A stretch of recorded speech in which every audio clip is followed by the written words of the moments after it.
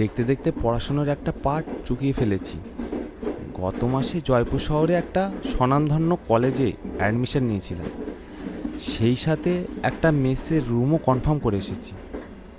আগামী সোমবার থেকে রেগুলার ক্লাস, তাই আজকের সব কিছু গুছিয়ে জয়পুরের উদ্দেশ্যে ট্রেনে উঠে পড়ি। জানালার পাশে বসে একা একাই ভাবছিলাম, শহরে গিয়ে সবার আগে 2-4টে টিউশনই খুঁজতে হবে। হাতে টাকা পয়সার যা অবস্থা, এইভাবে চলতে থাকলে শহরে বাসা ছেড়ে দিয়ে রাস্তায় এসে দাঁড়াতে হবে। বাড়িতে মা বাবারও খুব একটা ভালো আর্থিক অবস্থা নেই। আমাকে টাকা পাঠানোর থেকে আমি যদি তাদের কিছু পাঠাতে পারি তো তাদের উপকারই হয়।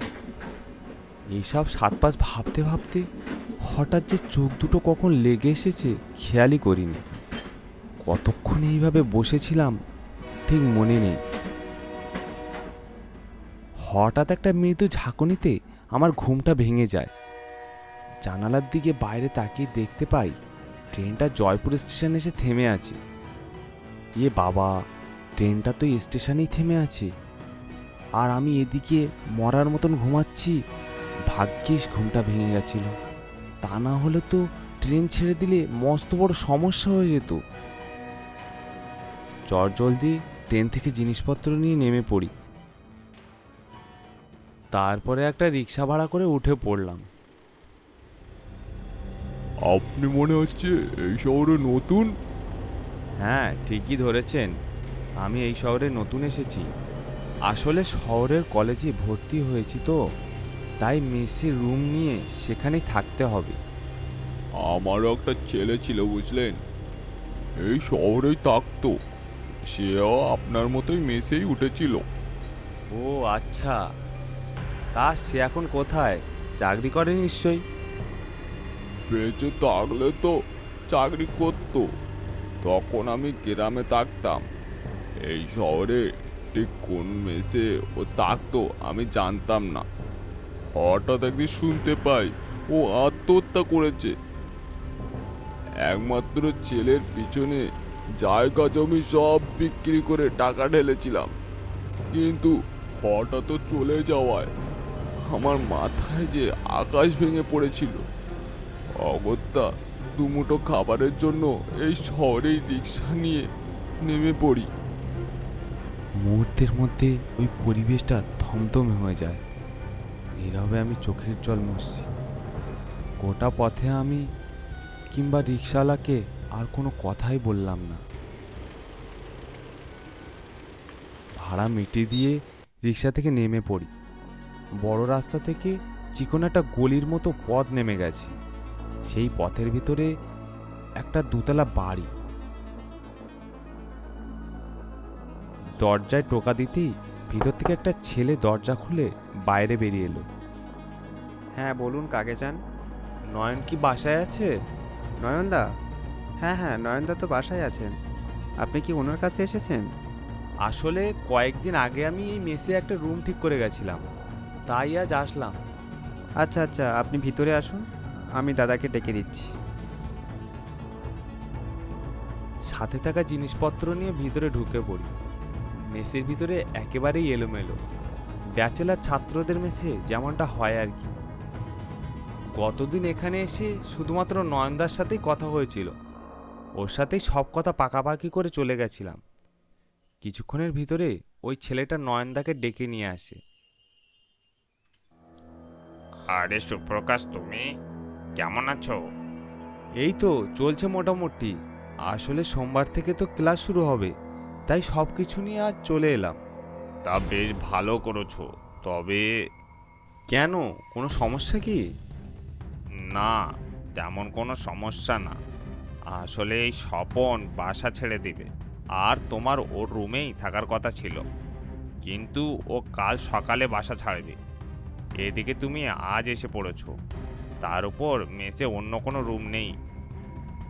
আসলে সেদিন তো আমি আজকে ওঠার কথাই বলে গেছিলাম, কিন্তু এমন সমস্যা হবে এটা তো আমি জানতামই না। তাহলে হয়তো 2-1 দিন দেরি করেই আসতাম। আমরা ভেবেছিলাম স্বপন আজকের বাসা ছেড়ে দেবে, কিন্তু আমাদের এই রুমমেটের বোনের বিয়ে আজ রাতে।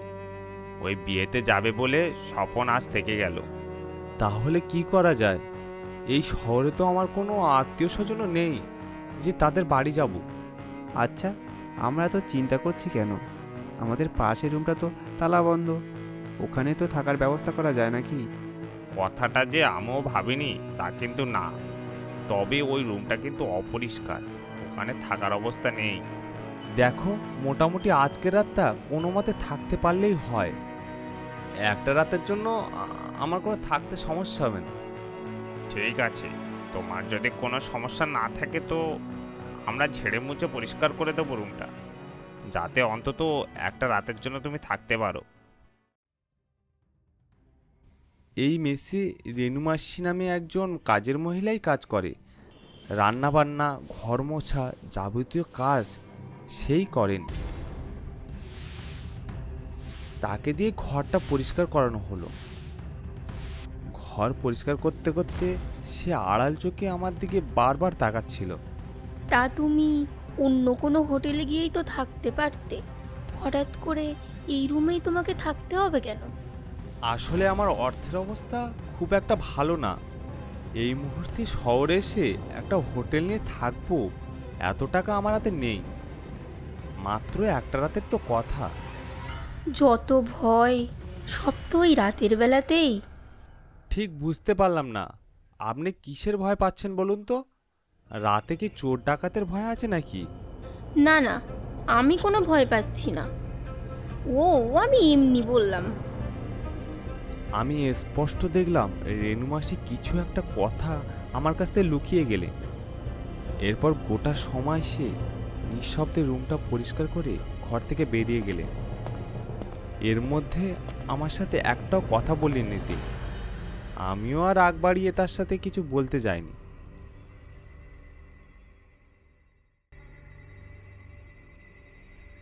সন্ধ্যাবেলায় দেখলাম স্বপন আর নয়ন রেডি হয়ে কোথায় একটা যাওয়ার জন্য বেরিয়েছে।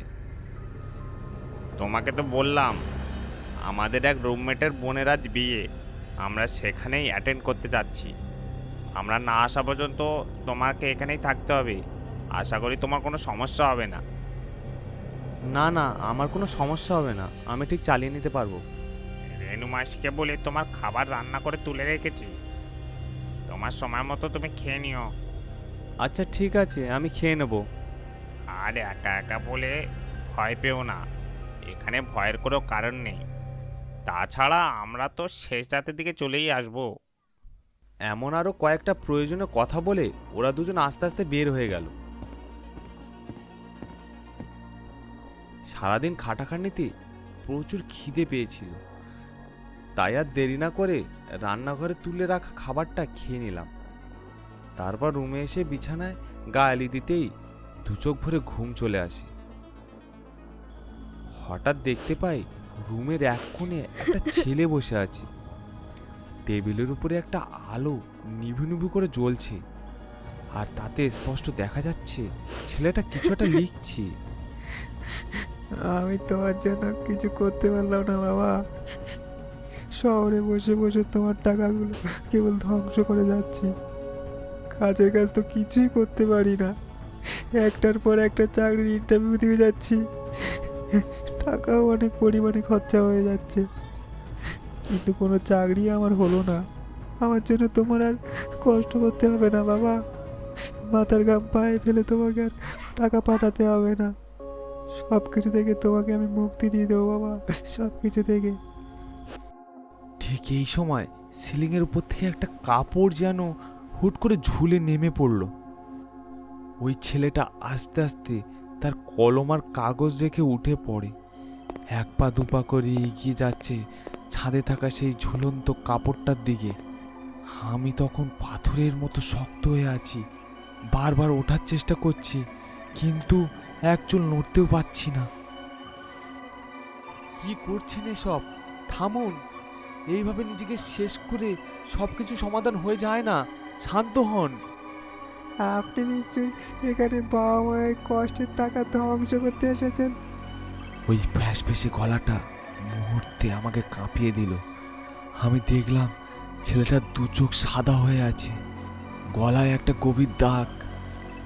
এভাবে বাবা মায়ের টাকা ধ্বংস করবেন না, আসুন আসুন আমার সাথে, চলুন আজকে একসাথে আমরা নিজেকে শেষ করে দিই, মা মায়ের কষ্ট থেকে দূর করি। ছেলেটা এক পা দুপা করে আমার দিকে এগিয়ে আসতে শুরু করে। আমি রীতিমতো কাঁপতে থাকি, কিন্তু কোনো মতেই বিছানা ছেড়ে উঠতে পারছি না। না, আমি মরতে চাই না। আমার মা বাবাকে আমি কষ্ট দিচ্ছি না। আমি একটা চাকরি করে তাদের সাহায্য করতে চাই। আমি মরতে চাই না। আমাকে মারবে না দয়া করে, না। না, মেরো না আমায়, না, আমি কিছু করিনি, আমাকে মেরো না, মেরো না। এ কি সুপ্রকাশ, তোমার কি হয়েছে? তুমি এমন করছো কেন? সুপ্রকাশ, আমার কথা শুনতে পাচ্ছ? ও কোথায়? ও কি নিজেকেও শেষ করে ফেলেছে? ও আমাকেও মেরে ফেলবে। ও আমাকেও মেরে ফেলবে। কার কথা বলছো? তুমি নিশ্চয়ই স্বপ্ন দেখছিলে। এখানে এমন কিছু হয়নি তো? আশেপাশে তাকিয়ে দেখলাম গোটা রুমই স্বাভাবিক। বার কয়েক জোরে জোরে নিঃশ্বাস নিয়ে স্বাভাবিক হলাম।